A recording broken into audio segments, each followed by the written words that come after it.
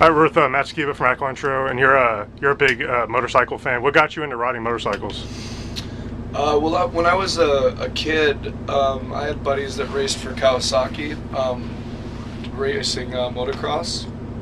So I would go do like amateur heats with them, and then I don't know, man. It just was something that I missed. Like I had motorbikes when I was a kid, and my buddies like built this track, and we were always like racing around and stuff. And it was just there's just a real freedom to it, and I just felt like some like void that I needed filling, and I was going down the road of pretty heavy drug and alcohol abuse, and so the bike, I mean, aside from the freedom that it allows me and how fun it is, it also keeps me. I don't mix. I still drink, but I don't mix booze and riding at all, or driving or anything like that. So it keeps me healthier, and it's a hell of a lot of fun. Cool. Could you compare the adrenaline of riding a motorcycle to playing punk rock music? It's the same kind of energy as like I grew up snowboarding as well. Snowboarding and racing dirt are pretty similar. I mean, you're always leading with your head, especially like half pipe stuff. You always want to be looking where you want to land. I mean, that's the way it is with most things. Yeah, I mean, it feels the same rush as like carving on a snowboard or on a skateboard. It's more similar to skating and snowboarding than it is playing. It's just, but it still is that same. I think, for me, motorcycles, at least like the kind of motorcycles I'm into, I like European bikes. I have a Ducati, are pretty punk rock, especially when you Mad Max them out like mine. Turn this thing off. What advice would you have for any beginners? Take the safety courses. Absolutely. I have to just, they tell you to retake it. I took a beginning course, and if you do that, you don't have to go to the DMV and take they at least in California, I got my license in LA, and they set up these cones that makes it virtually impossible to pass the test. I mean, if you fuck up any of it, you're done.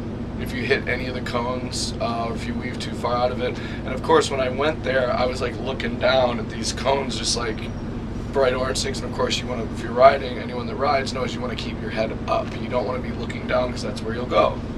So I immediately just ran over the first cone. And so I just took the course, and I actually learned a lot about braking, and like I didn't know you can't just slam on your back brake because you'll fishtail and get thrown from the bike. Didn't know that, because in dirt, you're using your feet and stuff, and you're never really like jamming on the brakes or whatever. Hopefully. Yeah, take the safety course, and then as you get better and more confident, take the advanced rider course. I'm sure every state has them. And you also get kind of it's not necessarily a get out of jail free card, but it's you have the M1 license, and then there's like I forget what it's called. It's the one that I have, and it's the same license that the motorcycle cops have, and that's when you take the advanced course. So, but I need to retake it. You should take it once a year. Just do it. Remind yourself of things, and don't. It's really fun. It's also very dangerous, and even if you're a really good rider, people drive like shit. So that's usually what'll get people. And yeah, just be safe. And I also think, and this might be bad advice, kind of, but the bigger the better. The faster the bike is, the safer you are. Because when you're at a light, and you're looking in your mirrors, you want to make sure that somebody's not looking on their phone or whatever. Because you always assume that no one can see you.